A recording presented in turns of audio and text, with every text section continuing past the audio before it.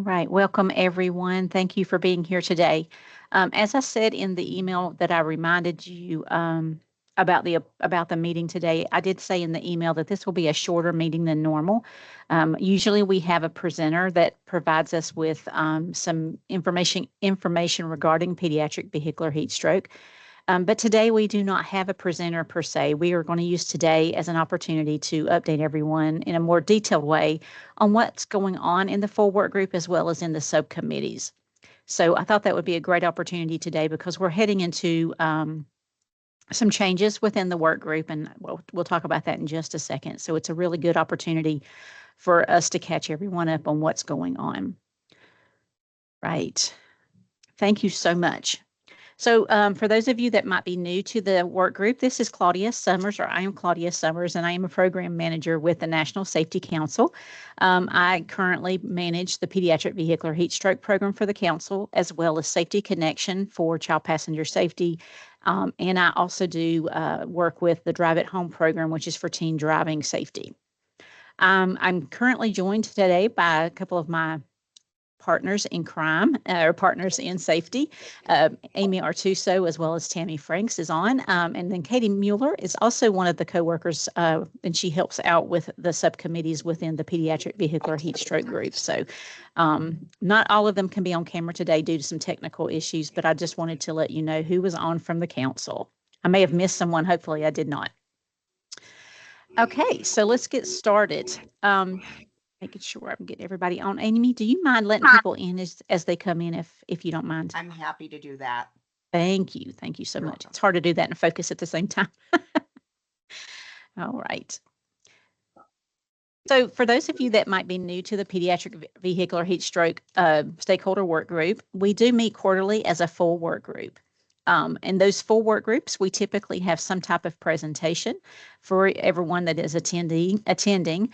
Sometimes it is a presentation by a member who is providing information on their work in pediatric vehicular heat stroke. And then other times it might be research related or even education related. And we try to have the subcommittees support this effort by, maybe connecting me as the program manager with someone to speak during these presentations.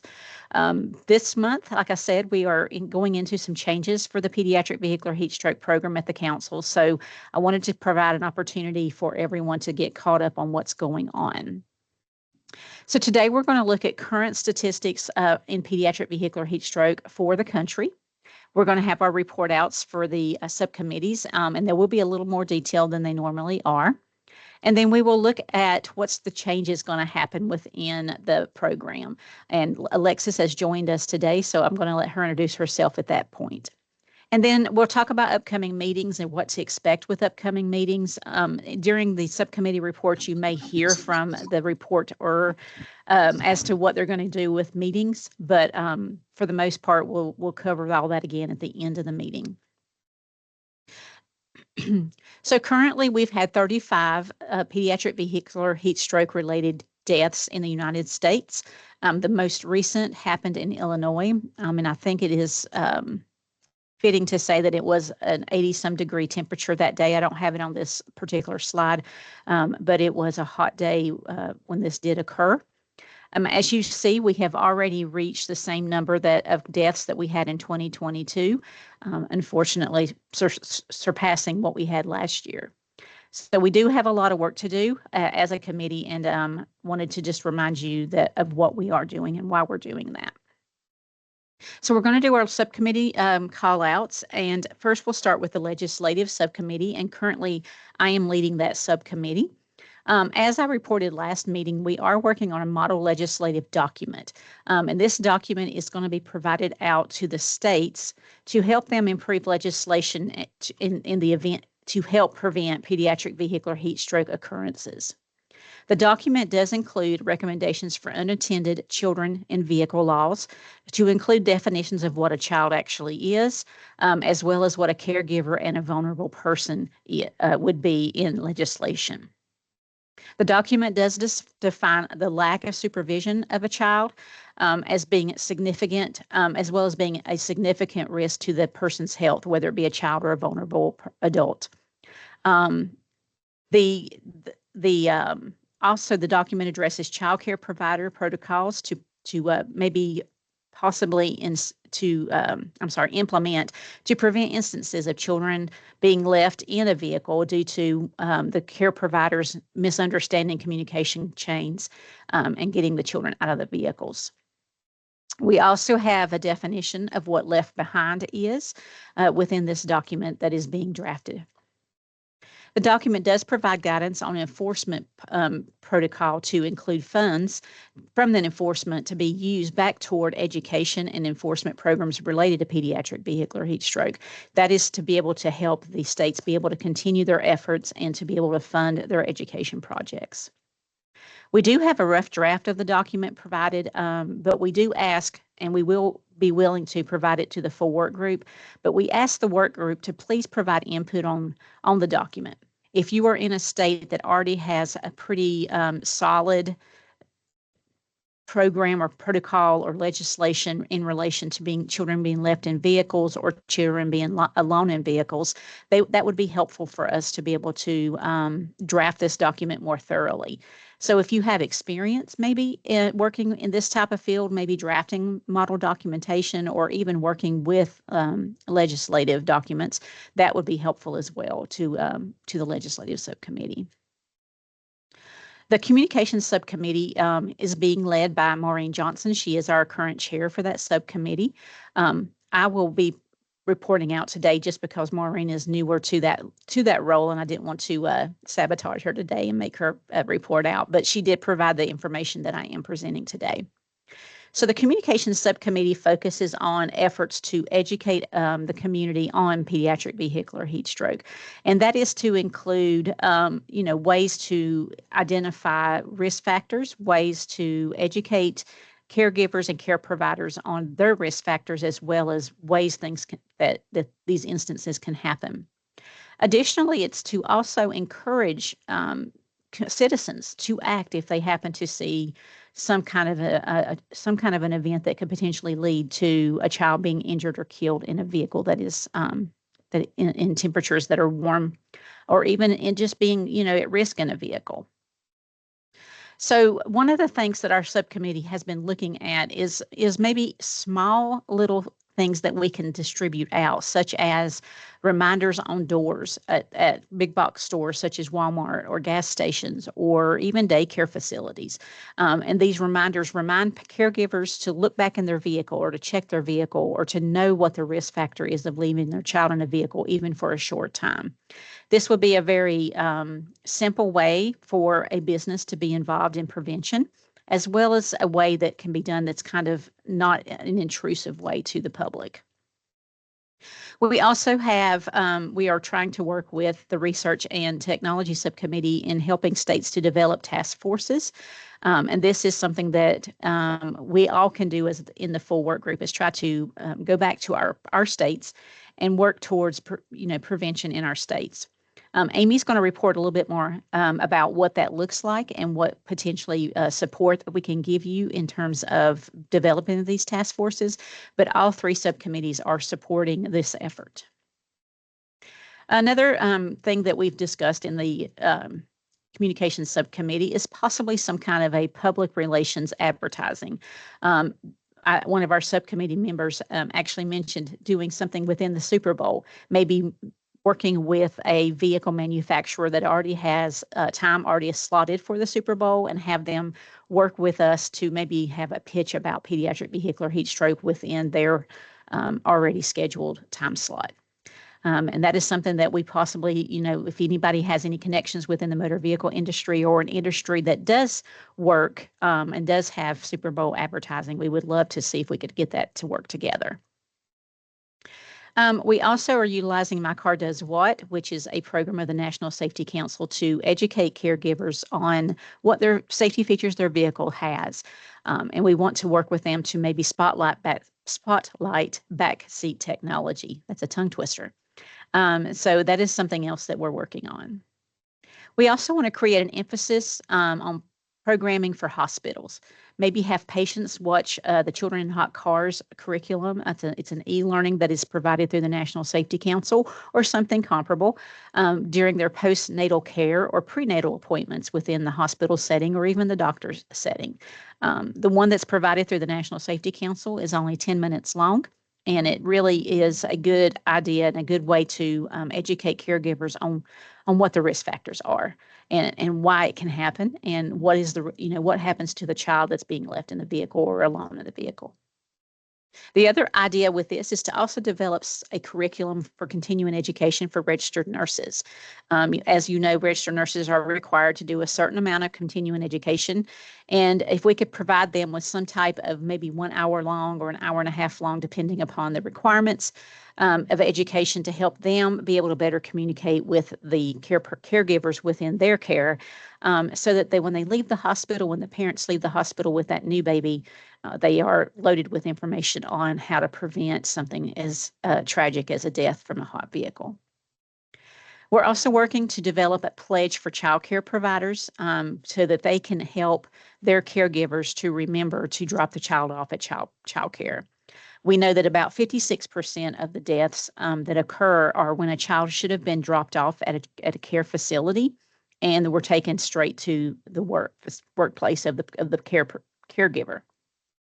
And so one thing that we would like to work with care providers is a way to, work with their parents to make sure that the thought process continues and the child gets dropped where they need to be dropped off at rather than left in the vehicle by accident.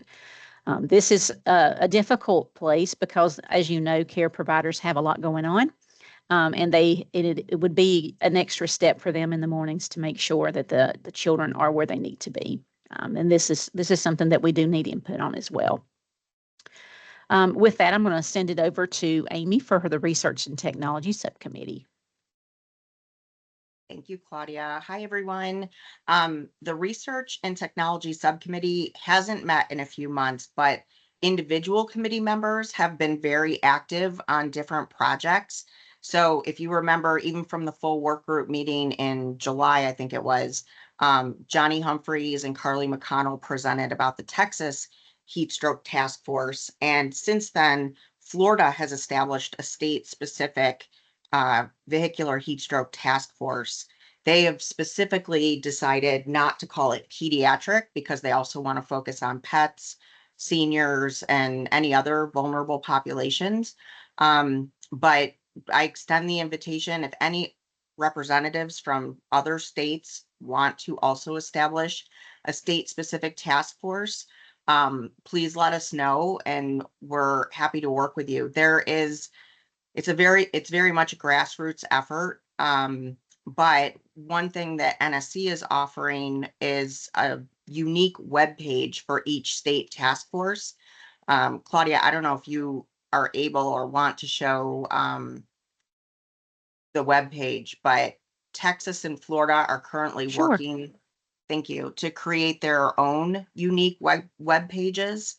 And one of the goals is that eventually we will form a national alliance of all the different state task forces.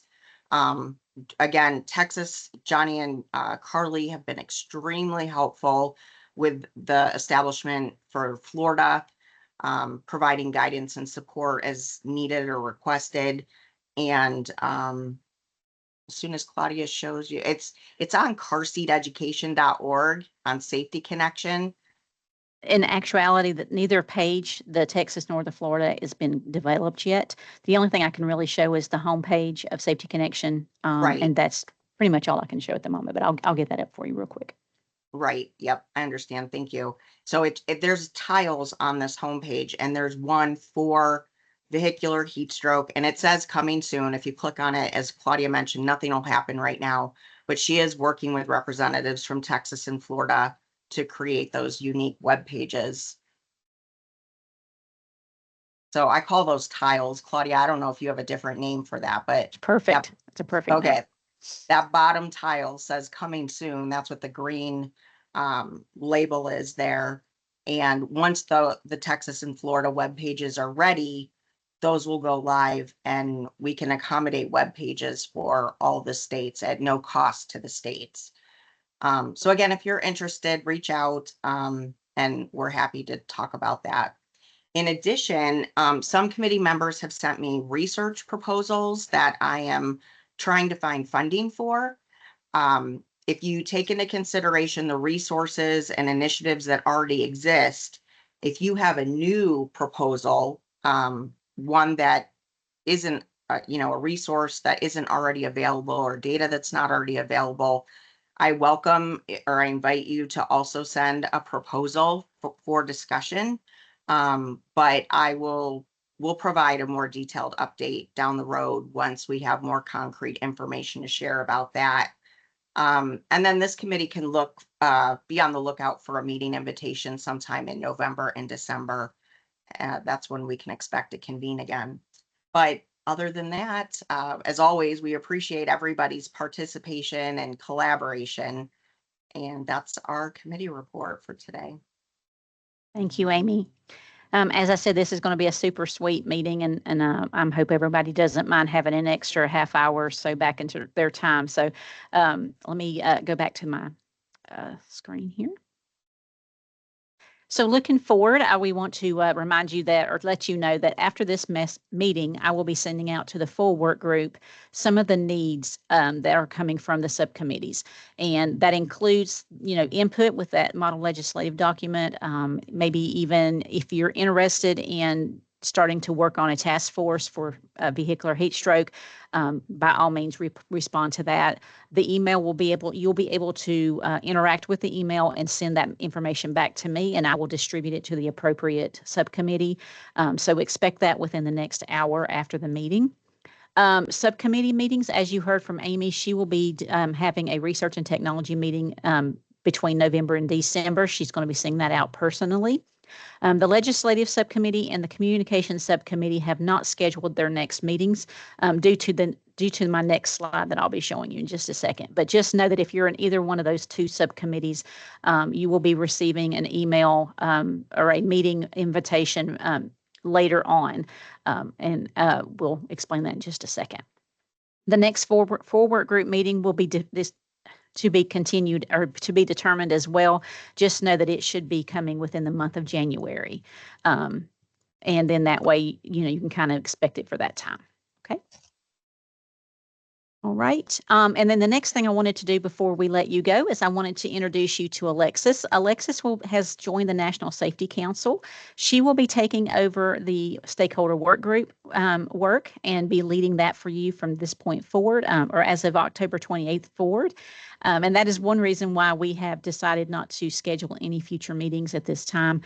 So Alexis can do that within her own email and her own schedule as well. So I'm going to give Alexis just a minute to introduce herself and her background. And I'm super excited about this because she is probably the best person to take this position. So I'm super excited to introduce everyone. So Alexis. Thanks, Claudia. Thank you so much. Hi, everyone. I'm Alexis Kagiliery. I looked over the list of people that are on this call, and I noticed that a few names that I've worked with in the past, which is exciting. I retired about 4 years ago, and I worked for the Safe Kids Worldwide and nationally worked on heat stroke. It was a passion of mine because it never seemed like we could move the needle, and it was really challenging. So I'm really excited to join the National Safety Council, and I at Safe Kids, I worked with the coalitions, I put toolkits together, worked with NHTSA to be able to do national press conferences, worked with National Safety Council. Also too, I put a speakers bureau together to be able to lead a rapid response. So when we had a fatality, we were able to find the speakers in those areas. I did a lot of things with heat stroke, so I'm really excited to be able to hit the ground running again. So I'm looking forward to working with each and every one of you. I have a lot of things dancing around in my head, and can't wait to hear what you are all working on, but it's been a pleasure to meet you, and I look forward to working with you. Thank you, Alexis. And from the looks of it, I'm not the only one that's super excited to have you on board. So I do want to say to everyone that I have thoroughly enjoyed working in the Pediatric Vehicular Heat Stroke Academic Stakeholder Workgroup, which we did shorten to say the Stakeholder Workgroup. It has been a true honor. The work that I've done through the state of North Carolina has been minimal compared to what Alexis has done through Safe Kids, and you are going to be in great, great hands. I will still be kind of working behind the scenes to support Alexis for the first little bit, probably a good month or two, maybe even through January, depending upon how things roll.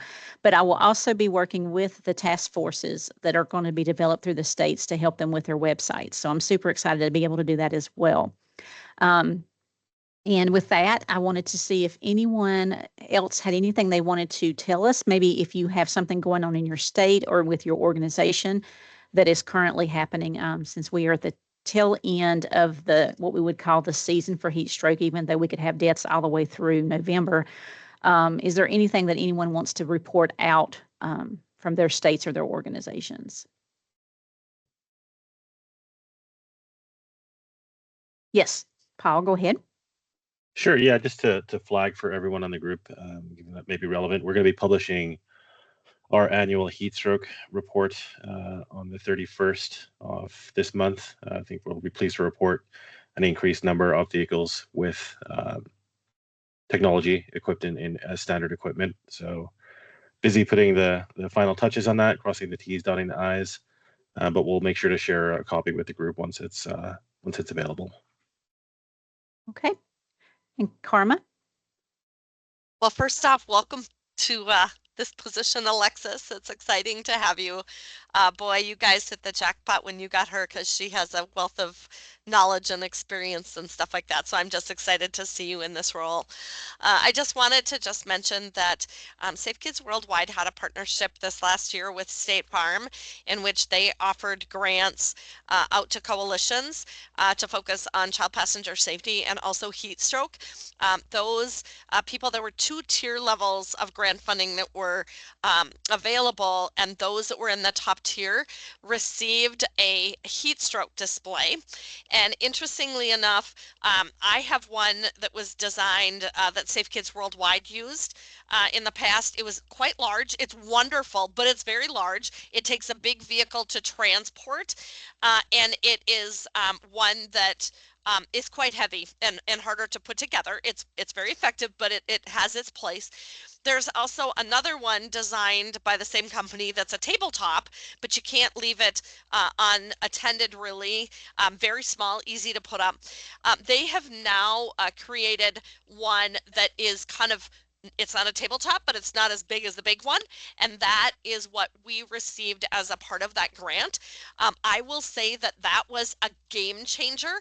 We had that in our Safe Kids van all throughout the summer, and we didn't have to pick and choose what events to use it at. We used it at every single one because it was big enough that you could leave it alone, but small enough that you could easily transport it and put it together.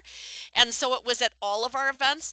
And heat stroke is one of those topics. I call them you don't know what you don't know topics. People were shocked as they walked by that to come get their car seat checked to see that temp difference between inside and outside temperature.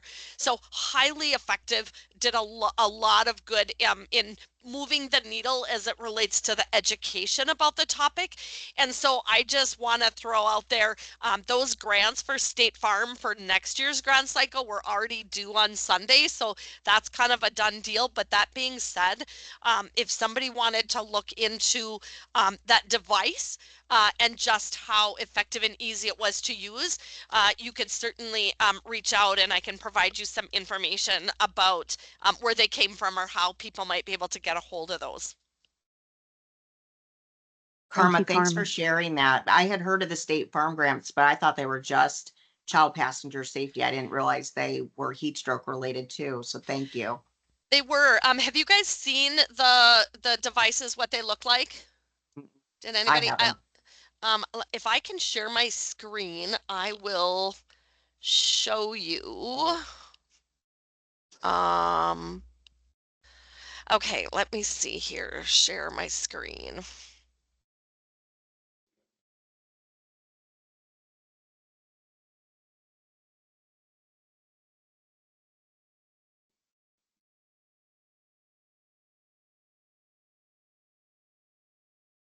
So this is the size that they were. Are you seeing that okay? Yes. Yes. And they come on a pole that telescopes out into like a three-legged pillar. But that top part lifts off. And so it was easy to do with just one person, and yet it was very stable. The ones from Safe Kids Worldwide are quite a bit larger. And this, we were able to take apart this sign right here, unscrews. You can see the screws there, and it takes that off. We bought a square, probably 36 by 36 inch Rubbermaid tote, and then we wrapped the LED screen in egg crate mattress and put it into that tote. And so it was easy to move around and to put together and lightweight, like I could do it alone. And so it was just something that resided in our van, and we used it all summer.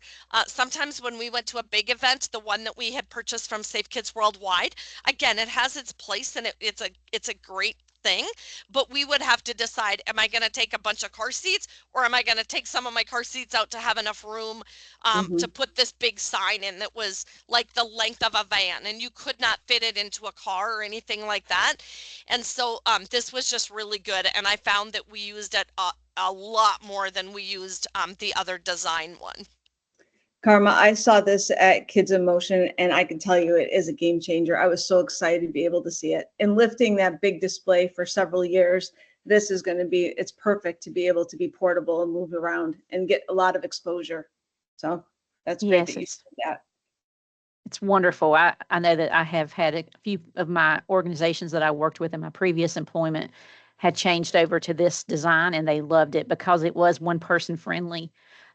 If you've toted the ones from Safe Kids, they weren't very large, but I still love them because you're able to change out your tiles and all of that as well. Yes, Yeah, and it's a great object too. Yeah. This is the one from Safe Kids, and it's bigger. I don't know how well you can see that, but if you look, it's significantly higher than that police car that's there. That's an SUV, and that was a big police vehicle. So this is very, very large. So you can see that there is an appreciable difference between them, and so it just increased our ability to have it at every event, and we didn't have to triage them. Yes, thank you, Karma. Yep. Does anyone else have anything they want to share? Jeanette, do y'all have anything new going on that you wanted to present to us? That was a surprise. You're muted. I'm sorry. I didn't mean to surprise you. You're still muted. Yeah.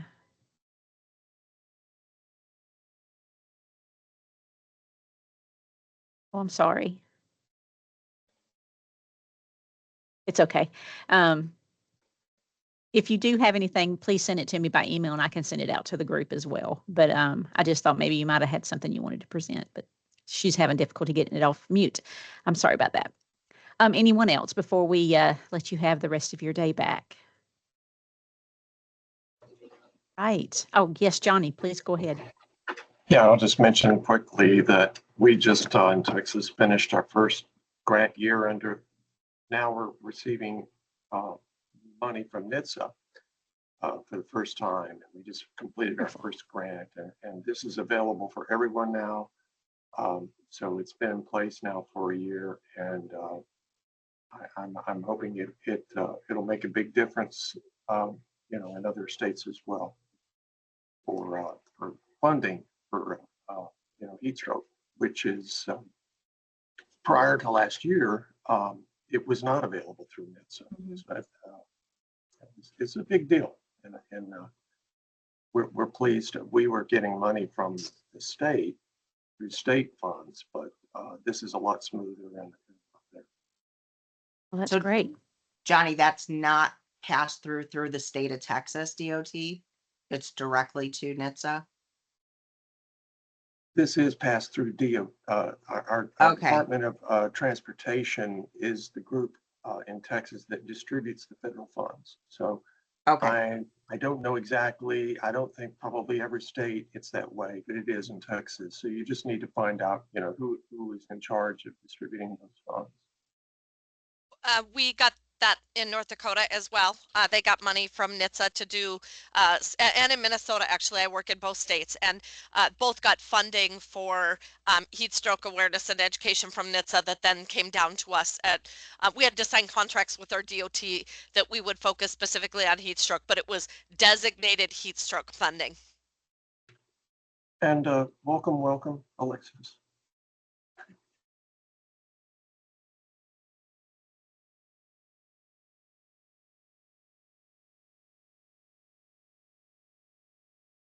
Right. Anyone else?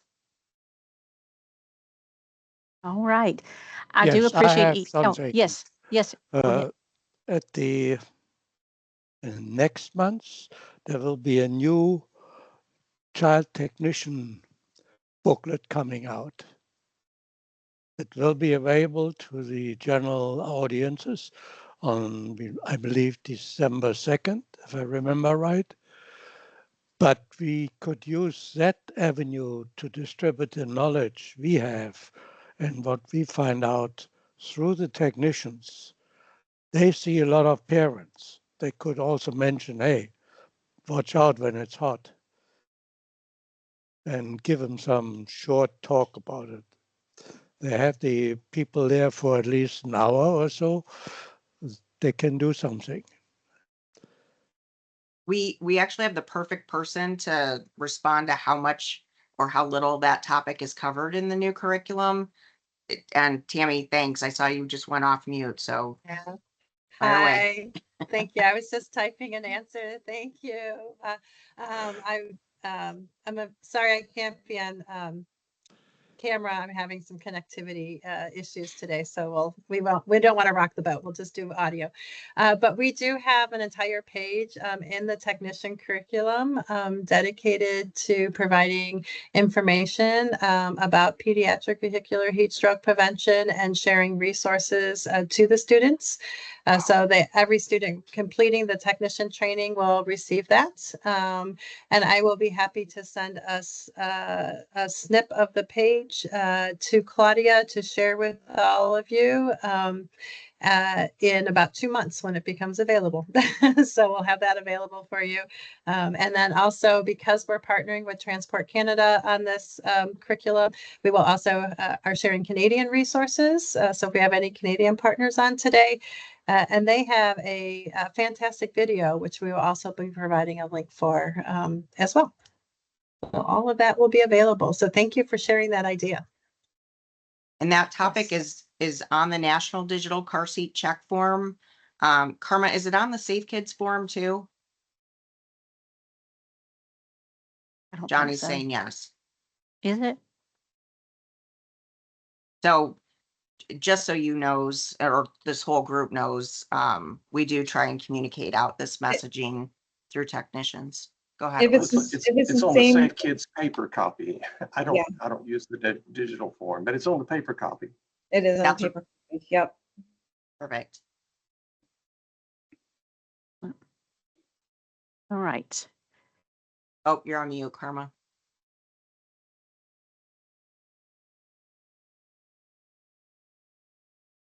Still on mute. Okay. It will be in 3 languages as well: English, French, and Spanish. Right.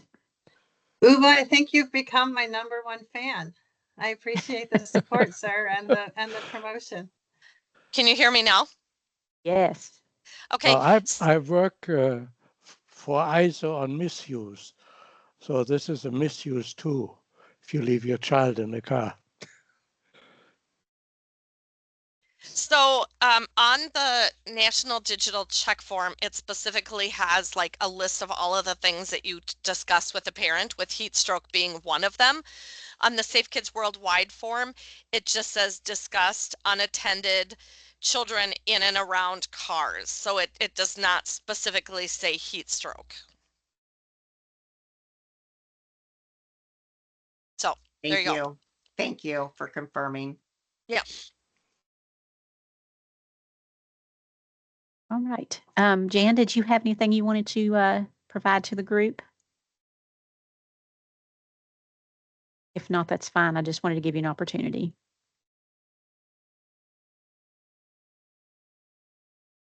Okay. All right, everyone. I do appreciate your time today, and look for the email within the next hour with the asks from the separate subcommittees, as well as information from anyone else that wants to provide it. I will give you about an hour to 1 hour and a half to provide me anything that you might need to submit out to the group. My email address, I'm going to put it in the chat so that you can send it to me if you happen to have something that you didn't want to present verbally in the meeting. So my email is now in the chat. You're welcome to send that to me within the next hour to hour and a half. And then I will use that and send it out to the full work group to make sure everyone's in the know with everything. So again, thank you again for joining us today. We will see you in about 3 months, and Alexis will be fully on board by then. So we'll be excited to see the work that she is going to do for the council and for the Pediatric Vehicular Heatstroke Stakeholder Work Group. Thank you, everyone, for your time today, and have a great afternoon. Bye. Thank you.